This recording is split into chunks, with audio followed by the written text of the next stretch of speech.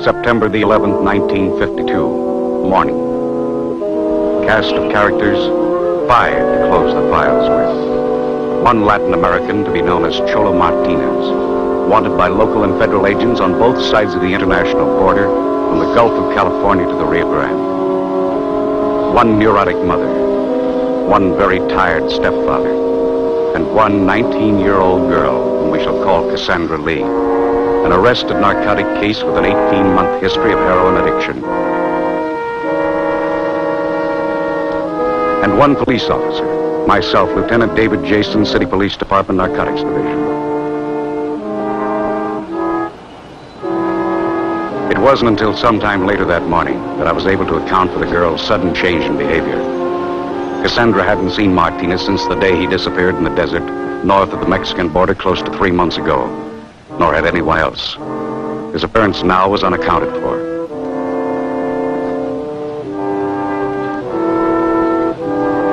Why Martinez did show at this particular time and place, only he or perhaps the girl could say, or any other pair of young addicts who had experienced what these two had in recent months.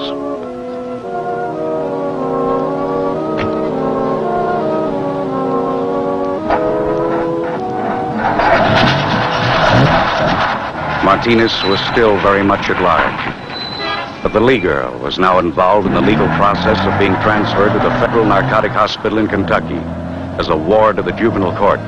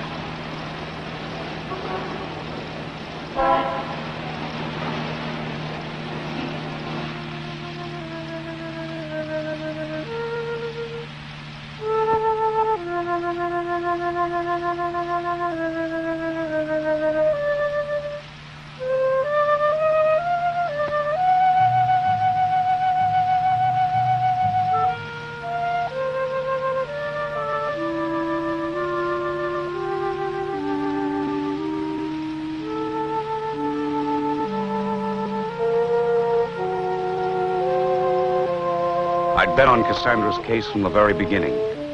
It didn't take too much imagination to figure out who it might be that was tailing us to the station.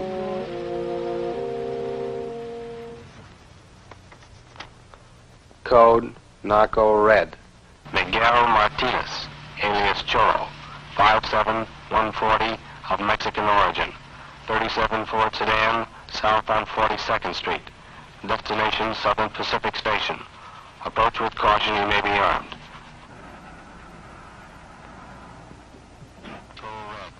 Miguel Martinez, alias Choro, 57140.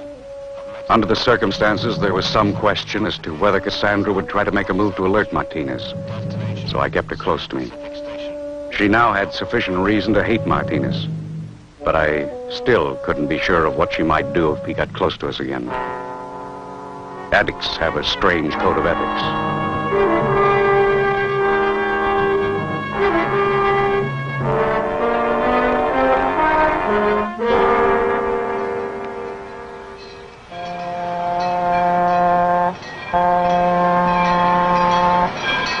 Somewhere between the time of arrival and departure of the Eastbound Limited that day, the police department would officially close out the file on the Lee girl's case, writing off 3 years of Cassandra's turbulent past.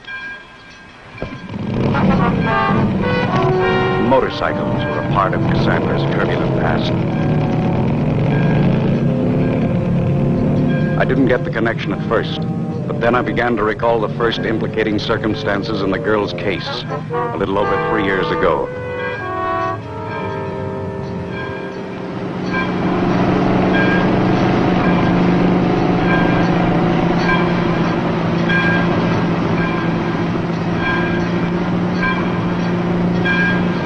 It began in the summer of 1949, several weeks before school started. That summer, Cassandra worked as a stock girl in a mother's small downtown place of business. Across the alley, there was a motorcycle repair shop. It was here that Cassandra first became acquainted with Russell Packard and his motorcycle pals, a fast bunch of kids all suffering in various degrees from the same kind of emotional insecurity that Cassandra had been afflicted with during a lifetime of being bounced from the knee of one stepfather to another by a much-married mother. Mrs. Lee's lack of sympathy for the problems of the teenage personality, coupled with the frustration of knowing that she had somehow failed Cassandra as a mother, fomented emotional situations between mother and daughter that played havoc with the emotional stability of both.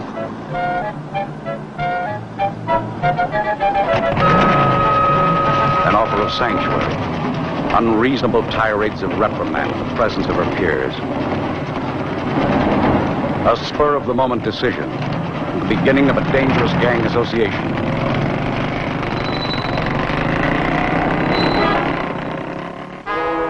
Later that same day, at an old abandoned stadium just outside of town, Cassandra encountered one of the most damaging aspects of many of today's youthful gang associations. Reefers, marijuana, one of the lesser narcotics whose use often constitutes the first faltering step toward addiction to the harder drugs. And now, as the newest member of this gang of kids to whom the use of marijuana had become the big-time thing, Cassandra found herself the target of one of the most devastating social pressures existing among our teenage population today: conformity to the group pattern.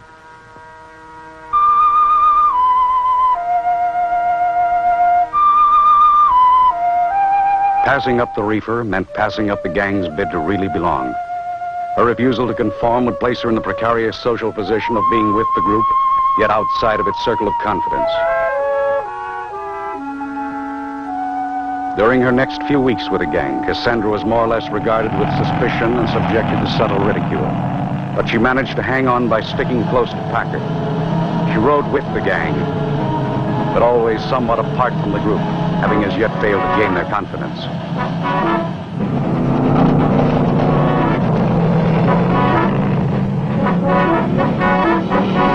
With the passing of time, Cassandra became more accustomed to the kids and their use of marijuana, but never to the feeling of being an outsider.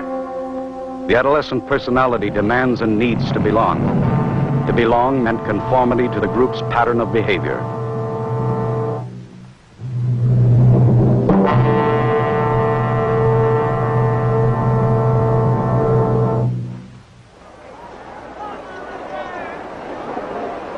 By the end of the following school year, Cassandra's personality had undergone a gradual yet drastic change.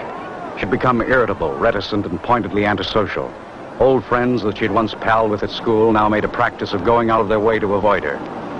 That is, all but one, a kid by the name of Johnny Adams, the boy who was always seen waiting to take Cassandra home each day after school. Johnny was the fall guy who refused to believe that she had somehow changed.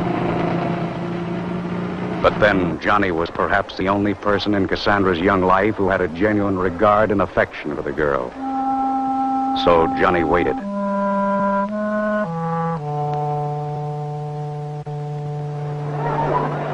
When the last day of school rolled around in May of that year, Cassandra was still flying high, but her scholastic average during her last year of high school had fallen to its all-time low. The possibility of college, which had once counted on heavily as an avenue of escape from home and family, was now completely out of the question. Her school days were behind her, and Cassandra was frightened. But there was an out. Johnny was still waiting.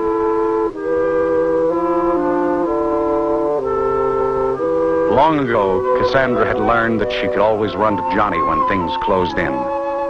But time was running out fast, and so was Johnny. Graduating from school with top honors, young Adams had a job with a future waiting for him. And with the blessing of both families, Cassandra's in particular, Johnny had never made a secret of the fact that he wanted Cassandra to someday be a part of that future. Cassandra's situation called the play. She was now determined that that certain someday should be soon, and June was just around the corner.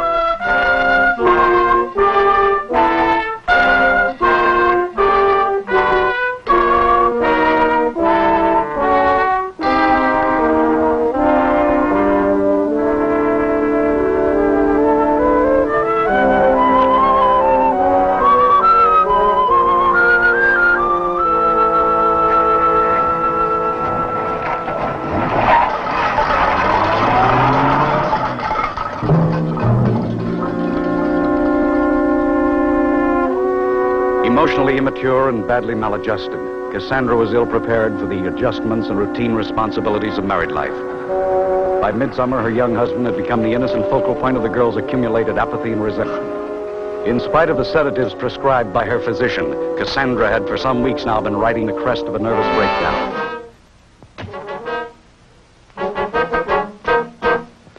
Aware only of the fact that recently his young bride had not been well, Johnny had little insight as to the emotional nature and background of her condition, and with the passing of time was finding it increasingly difficult to account for her frequent displays of mood and temper.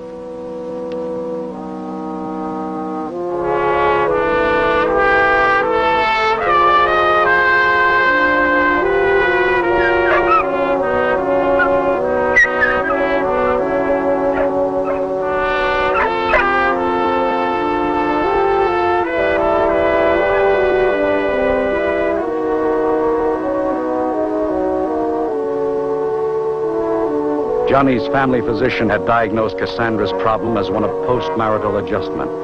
His panacea was a few words of wisdom and a bottle of sleeping pills. Johnny's solution to the problem was equally superficial, being based upon Cassandra's habitual complaint of boredom during the long hours of the day while he was at work.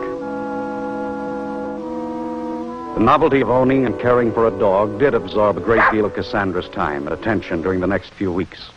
But Johnny's dog, like the doctor's sleeping pills, was hardly the answer to Cassandra's problem.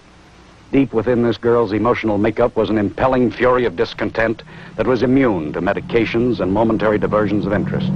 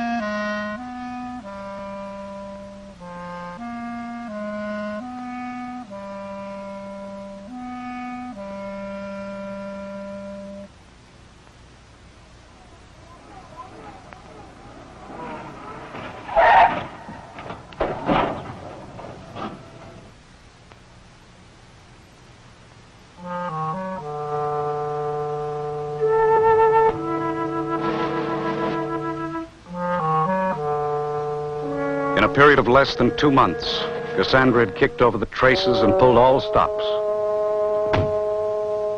By persistently accusing Johnny of countless personal inadequacies, some real, some imaginary, Cassandra had cunningly unloaded the blame and responsibility for her own misbehavior, including the possession and use of marijuana, at the feet of her bewildered young husband.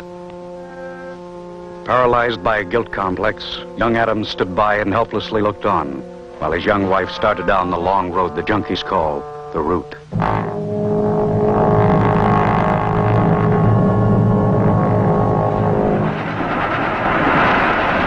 Johnny's employer was the first to notice the change that had come over young Adams. On the 14th of October, Johnny was given the day off and sent home to resolve the problem that was interfering with his concentration at work. An overturned trash bucket. The dog, perhaps.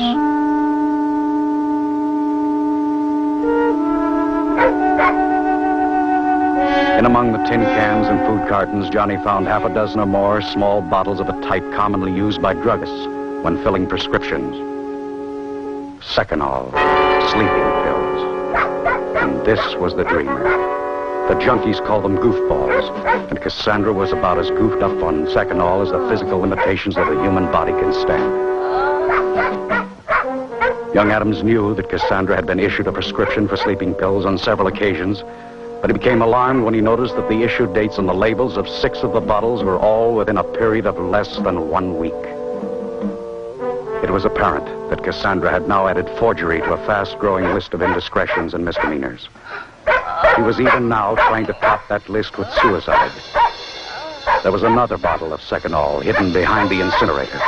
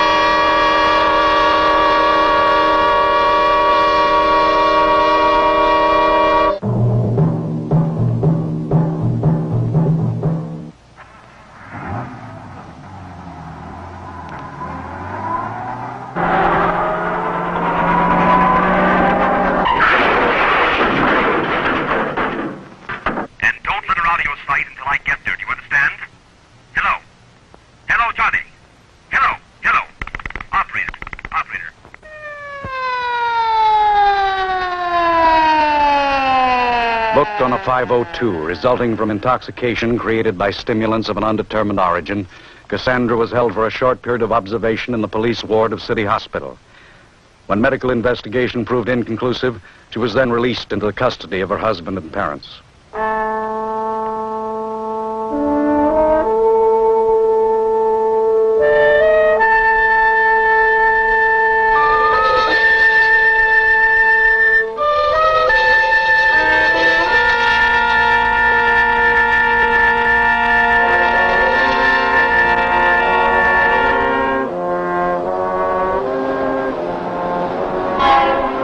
A telephone call from the Lee home in the middle of the night on November the 2nd wrote Cassandra's name on the police blotter for the second time. This time as a missing person.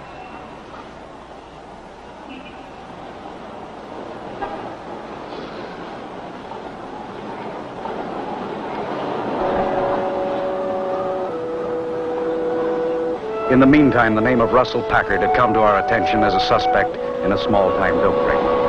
The organization was thought to be operating out of the east end of town, via motorcycle messenger service a la Packard. When we learned of Cassandra's connection with Packard, we tracked the girl down and put a close tail on her. From then on, Cassandra was officially my problem.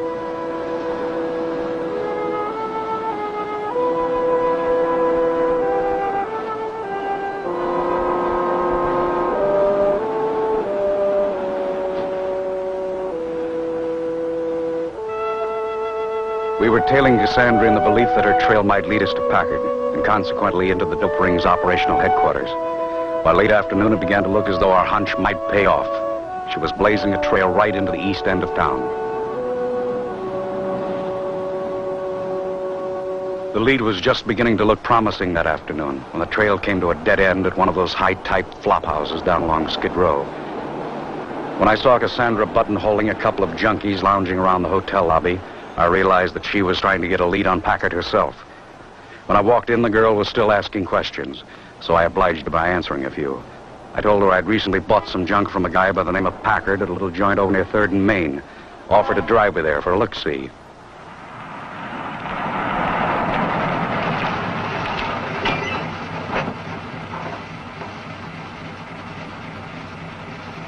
Packard, of course, wasn't there.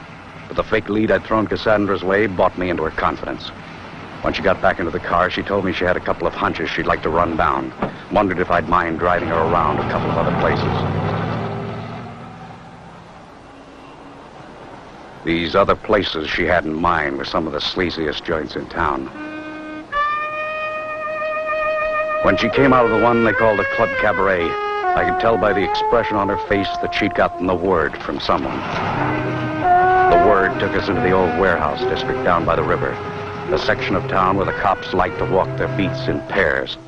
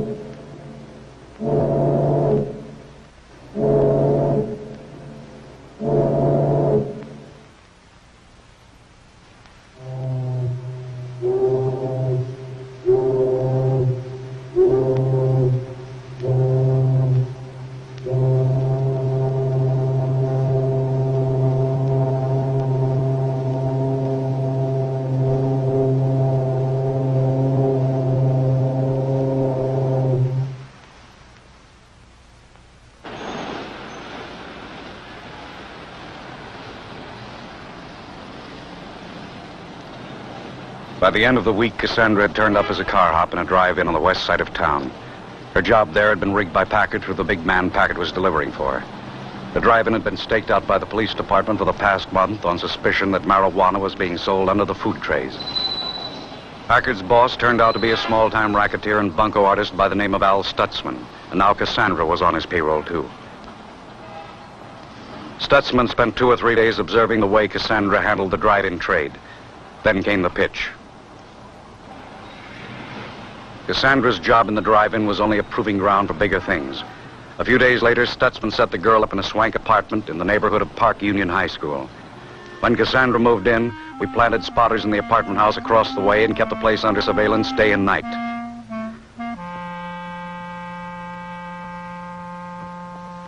Cassandra had been recruited by Stutzman to expand his traffic in marijuana. Along with the apartment, Cassandra was given the job of holding open house and playing hostess to the teenage bop crowd from the neighboring high school. But Cassandra was finding it hard to keep her mind on business.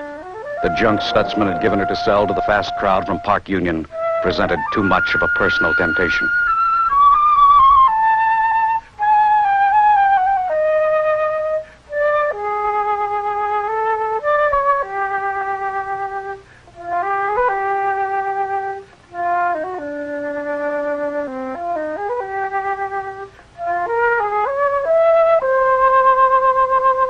Cassandra's weakness for the merchandise she was given to retail periodically put the skids under Stutzman's caper at the apartment house.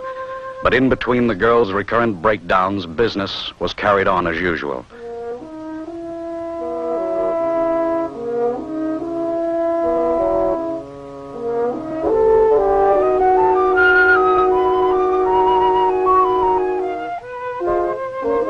By the end of the month, we had most of the necessary information we needed to pin a conviction on Stutzman.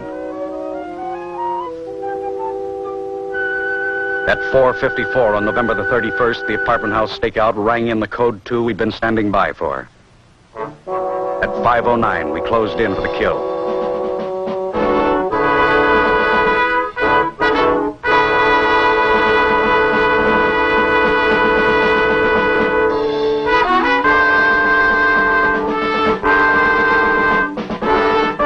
The raid on Cassandra's tea party miscarried.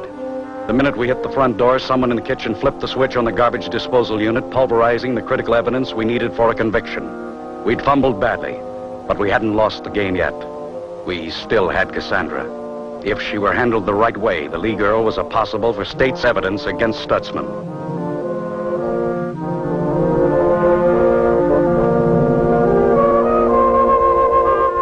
Down at headquarters that evening, I could see that Cassandra wasn't going to buy the reform program that I was outlining for consideration.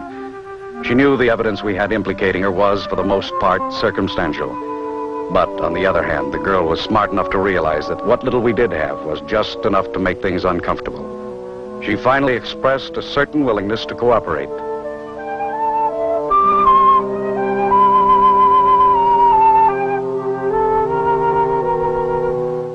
I assured Cassandra that she would be given every consideration if she would consent to full cooperation with the department. This, of course, meant not only giving testimony against Stutzman, but also any information she might possess now or in the future concerning other narcotics violations within our jurisdiction.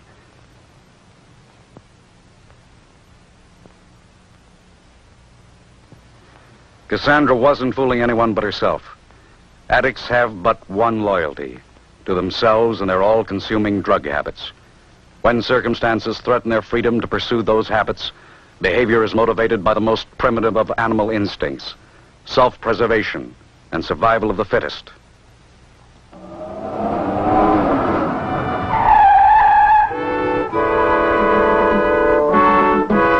The rest of Cassandra's cooperation with the department amounted to an occasional tip-off leading to the arrest of several teenage gangs around town that were still playing the dangerous game.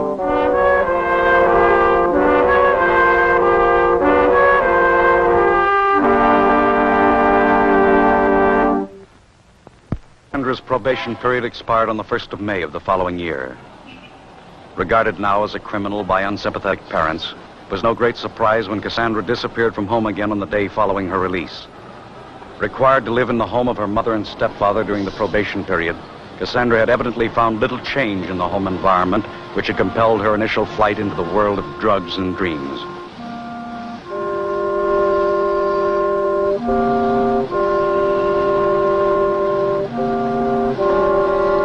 It was sometime during that first week in May that Cassandra's path crossed that of a young woman paying the highest possible tariff in terms of the narcotic route of escape, the heroin addict, suffering from the preliminary symptoms of narcotic withdrawal.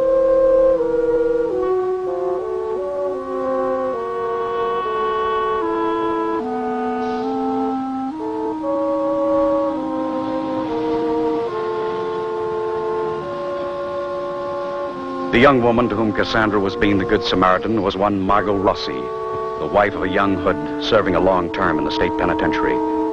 Margot had once made the fatal mistake of trying to fill the vacuum in her life. First with drugs in general, then heroin in particular. Now, when deprived of that drug for any length of time, she was tortured by the cruel sickness of narcotic withdrawal. Though from entirely different socioeconomic backgrounds, these two young women had much in common. And built upon this common ground was the beginning of a new and dangerous association.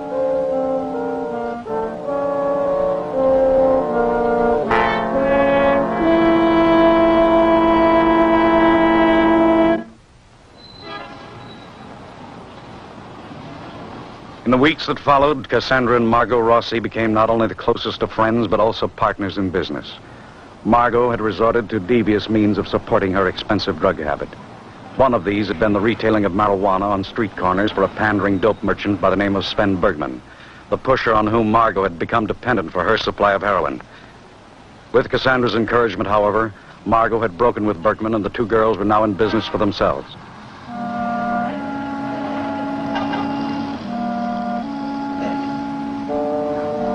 When the word got around town that a couple of girls were dealing in marijuana, Cassandra and her business partner began to realize a monopoly on the local weed market.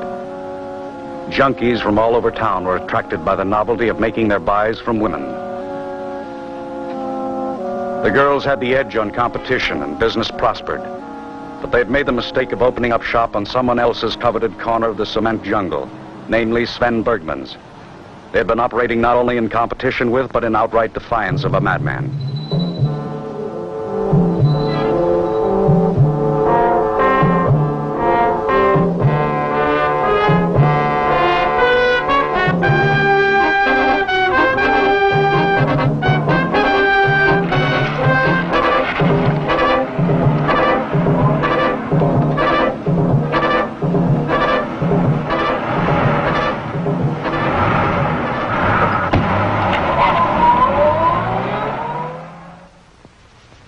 For any young addict to have known this man was to become his slave, and Margot Rossi had been one of his so-called employees. Reforging the shackles and shortening the chain on one of his renegade slave employees was simply a matter of increasing the mainline jolt of heroin, thereby increasing the slave's dependency upon the master and his supply of the drug. Cassandra had encouraged Margot to break with Bergman, but Margot, unfortunately, had neglected to inform her young friend of the sinister circumstances involving her relationship with her would-be ex-employer.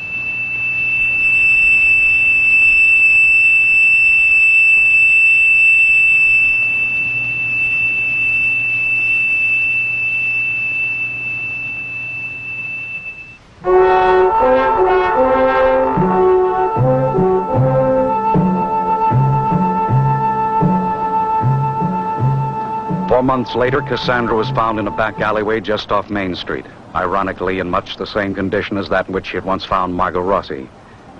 Picked up by an officer from the narcotics detail and taken to the county hospital, her condition was diagnosed as acute narcotic withdrawal symptoms. Due to a lack of adequate facilities for handling addiction cases, Cassandra was here committed to the ward assigned to the mentally ill.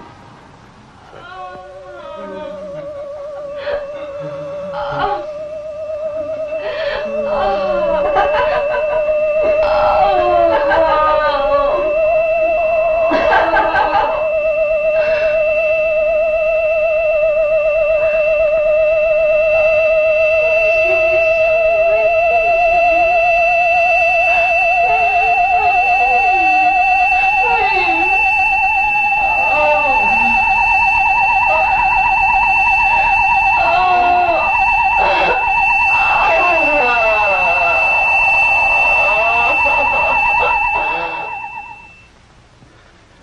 Shortly after Cassandra's commitment to County Hospital, the press renewed their war of words against the city's ever-growing narcotics problem, and this time with bitter invective.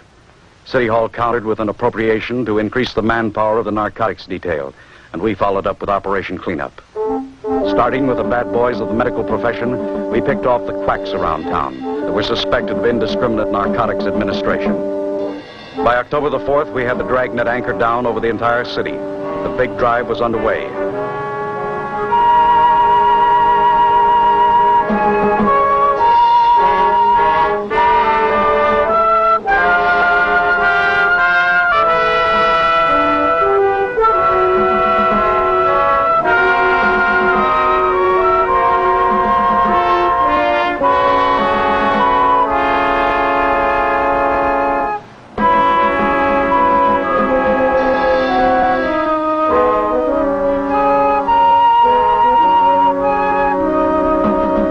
Clean sweep all the way down to the bottom of the barrel. But it wasn't the pure and simple case of cops and robbers that it appeared to be on the surface.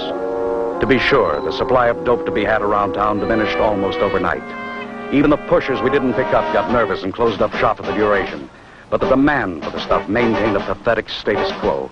Scores of young addicts like this became desperate for the drug they could no longer buy, beg, borrow, or even steal. The heat was on, and there was a panic in the wind. By the end of the week, the city was literally crawling with the desperation and sickness of narcotic withdrawal.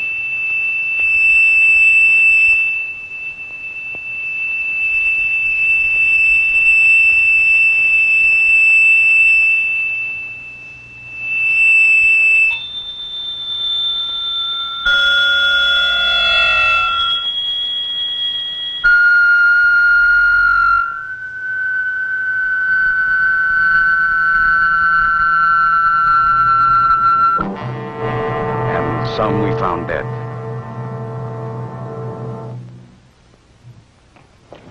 On November the 2nd, we ran down one of the hottest tips we'd gotten since the beginning of the big push in October. Our first lead on the whereabouts of Sven Bergman, but it didn't amount to much.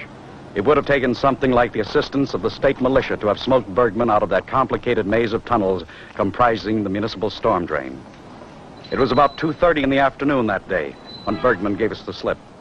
On the other side of town, about 6 miles away via the storm drain, the Rossi girl waited to keep an appointment of mercy with an old friend.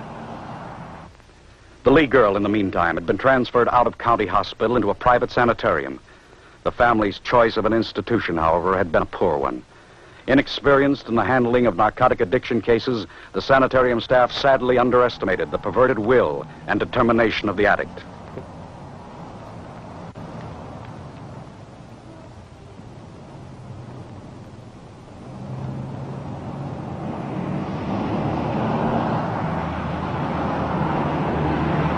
Since Cassandra's release from County Hospital in October, Margot had been putting the bite on Bergman for some $40-odd worth of heroin a day that was being smuggled into Cassandra at the sanitarium.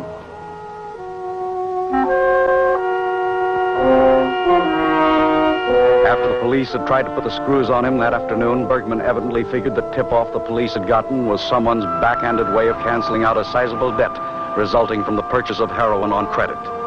Someone like Cassandra Lee and Margot Rossi. One of Bergman's jealous competitors gave us the tip, but Margot Rossi took the rap.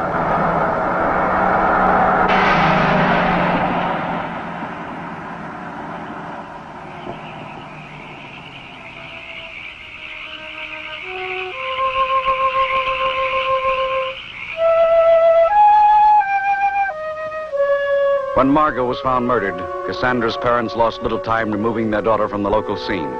For a period of 8 months following the incident, Cassandra remained outside our jurisdiction, reportedly farmed out with relatives in the neighboring community. In June of the following year, Cassandra appeared on the local scene again. The stage was a downtown parking lot, and the narcotics detail had the best seats in the house. In fact, it was almost a command performance.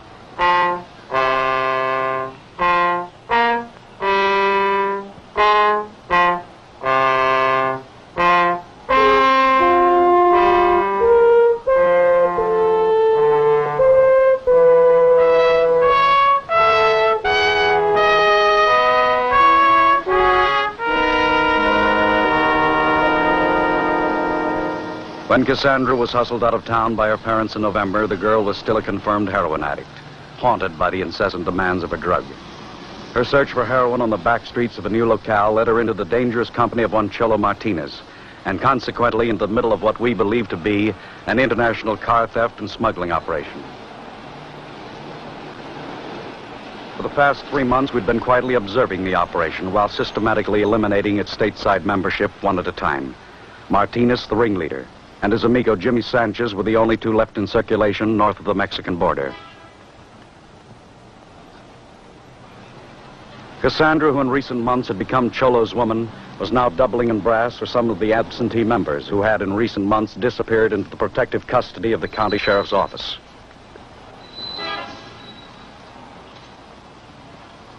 After 3 months of legalized kidnapping, we'd finally succeeded in forcing Cholo's hand. He and Sanchez were trying to pull a job by themselves. To this very end, we had carefully deprived Martinez of his organization of addicts and thieves. With only a skeleton crew now, composed of Cassandra, who at the moment was doing a masterful job of distracting the parking lot attendant, and Jimmy Sanchez, a mental detective, it was almost certain that Martinez would take the stolen car directly to the rendezvous point on the Mexican border, where it would then be sold in exchange for wholesale quantities of heroin.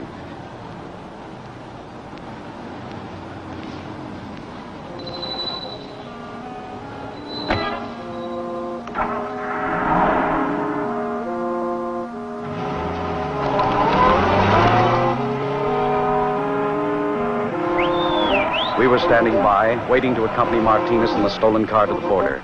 The big game was in Mexico.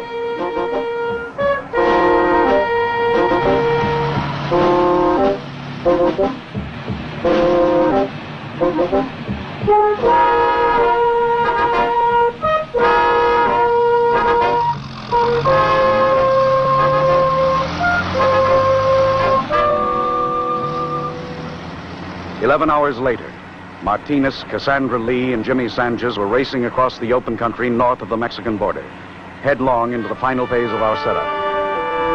Every highway leading into Mexico within a radius of 70 miles of the estimated point of entry was blocked by deputies from one of several border county sheriff's offices, with whom we'd been in radio contact since the time of our departure.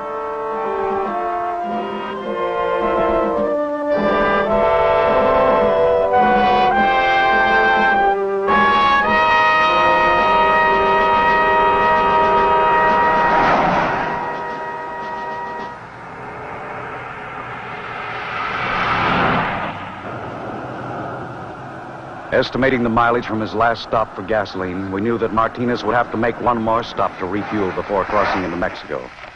To carry out the rest of our plan of action, it was mandatory that we separate Sanchez from Martinez at a point somewhere near the border.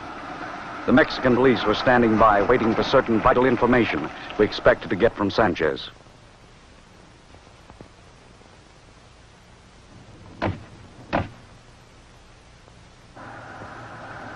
Cassandra hadn't seen my happy face for more than 8 months. It was quite a shock.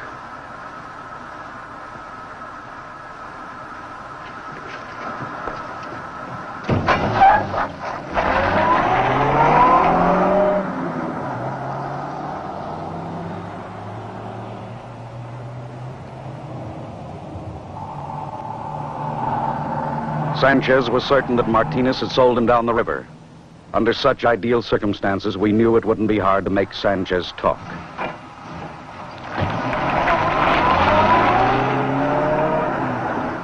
When Martinez and Cassandra turned off the main highway onto one of the old dirt wagon roads leading into Mexico, we checked their point of departure on the map and made a beeline to the key roadblock, only minutes away.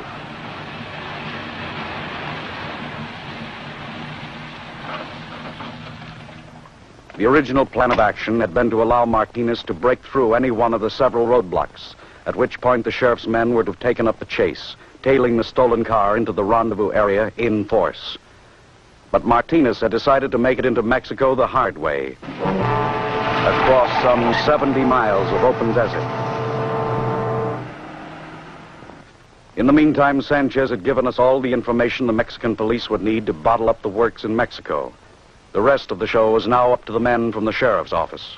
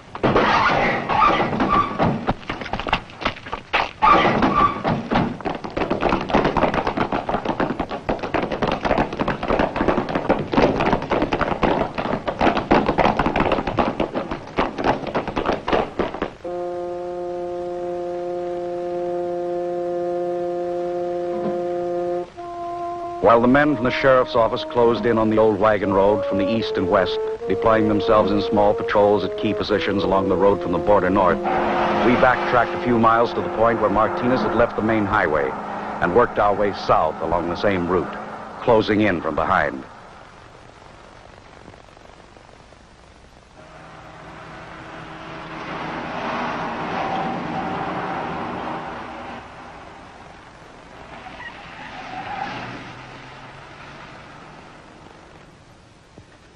One hour and 20 minutes later, the patrol, observing the last 3-mile section of wagon road north of the border, could report having sighted only one vehicle in transit.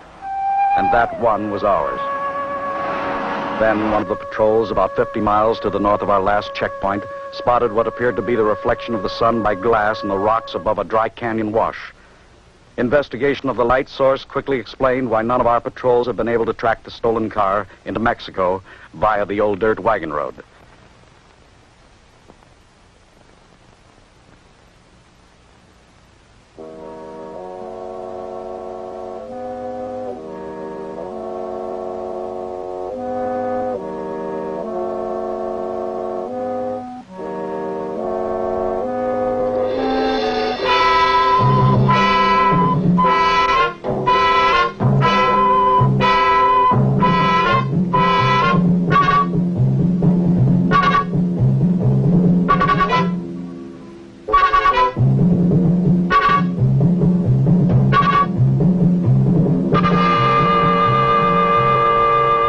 In a panic of escape, Martinez had momentarily forgotten that both he and the Lee girl were slaves to a needle.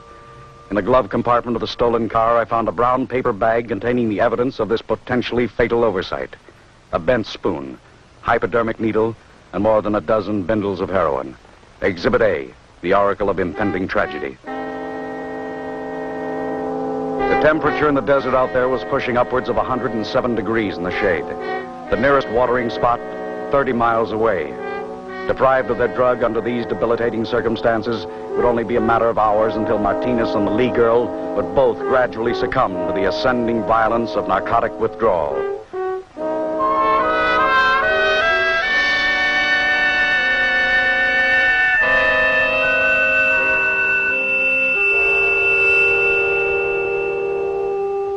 On the morning of the following day, we found ourselves confronted with the problem of too much desert and too little time. Using every available man the sheriff's office could muster, we began the massive yet necessary task of combing every inch of desert within a 15-mile radius of the canyon where the car had been found.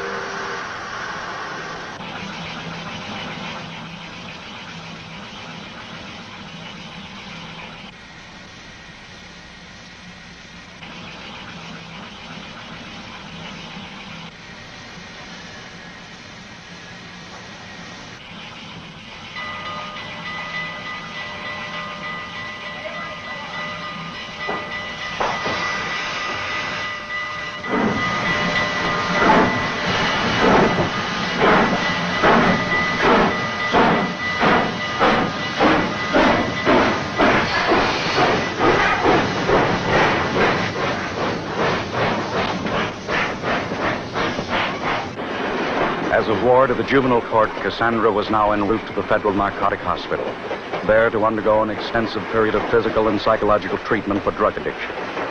But in the end, there is no certainty that the results of such treatment will ever be permanently effective. Where most stories end, Cassandra's may have only just begun.